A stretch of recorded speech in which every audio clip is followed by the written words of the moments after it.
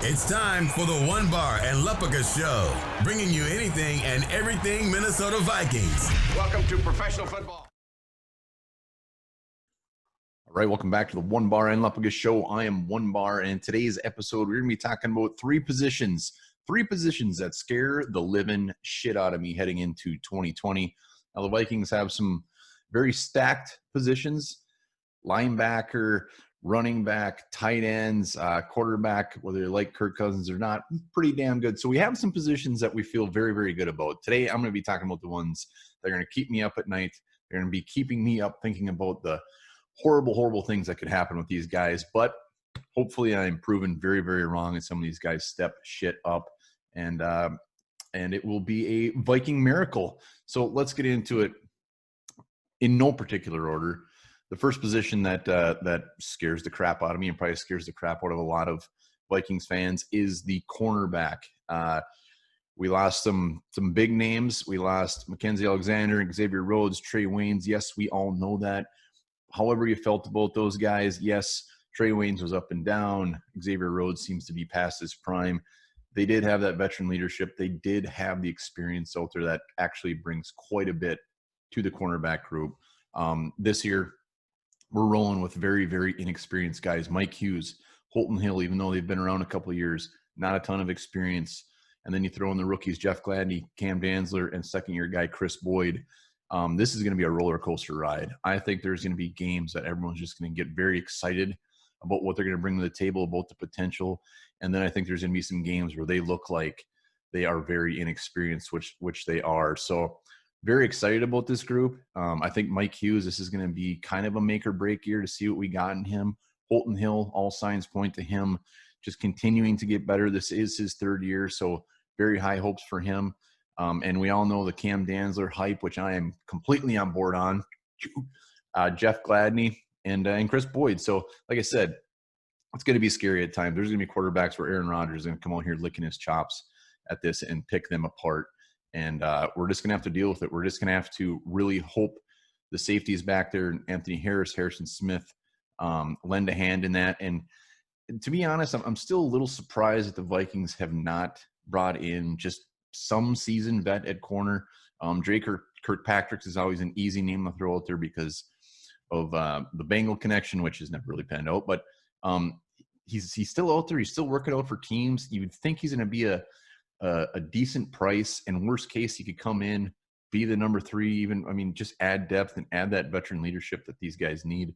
But it looks like they're rolling with the youngsters. Can't wait to see what they bring. And then something tells me in about 2 years, this is going to be a fairly stacked group of corners. So that's one position. Number 2, defensive tackle.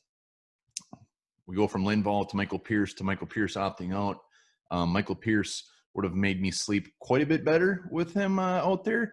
But now that he's out, we're rolling with Jaleel Johnson and Shamar Stephen probably as our starters.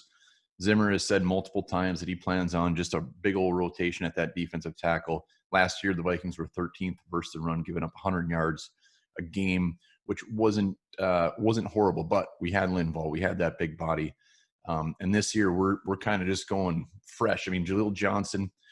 This is his year. He's being given every chance to have that starting spot.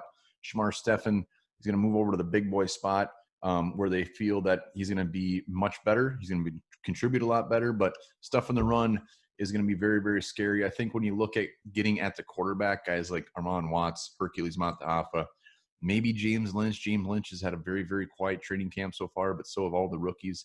I think we got guys that might be able to get in the backfield and get after the quarterback. It's stuff in the run that will be very, very scary. Going from Linval to basically nothing is going to be a big, big drop. So final last position, and we all know this one was coming. Save it for last, is guard. We got worse at guard, no doubt about it. We lose Josh Klein. We move Pat Elflein over to the right side. Dakota Dozier is sliding in on the left side to start. So we're not going to be as good at guard. Maybe best case, we're about the same, but last year was very tough to watch. What really concerns me about this is we don't really have anyone set up to come and step in for the future. Ezra Cleveland, yes, they're trying him out at guard, trying to see what they got, maybe get him in there. But long term, he's going to be an offensive tackle. We got Kyle Hinton, 7th-round guy that I keep talking about that I probably like a lot more than I should. Who knows what we got there? Collins, who's battling Dozier for a spot. We'll see. Can he stay healthy? Can he actually beat out Dakota Dozier? I think Collins probably would be better long term, but Dakota Dozier is more reliable, the guy that you could just rely on. And then Drew Samia, the big old question mark. Why isn't this guy getting any run? Why isn't he out there? Why didn't they even attempt to plop him on the right side and leave Pat Elflein on the left? That concerns me. But Riley Reif, Brian O'Neill, you're going to have your hands full. Hopefully we got CJ Ham back there whooping a little ass when these guys sneak past our guards. But it's going to be tough to watch. So that's it. Corners, guards, defensive tackle. Let me know in the comments down below which position scares the shit out of you, or which position did I bring up that I shouldn't be scared about. Please let me know. And just for a one add-on I almost threw on here, they almost made the list, is wide receiver. Anytime you go from having a guy like Stephon Diggs to not being on your team, however you feel about him, the dude can ball, the dude can play, and he's gone zone, replacing him with a first-round draft pick, which, yes, very excited about. And then just a handful of other guys, BC Johnson, Tajay Sharp maybe, but that will be one to watch as well. But I think that's going to be a pretty fun one. So, all right, we will be back talking about today's practice later today.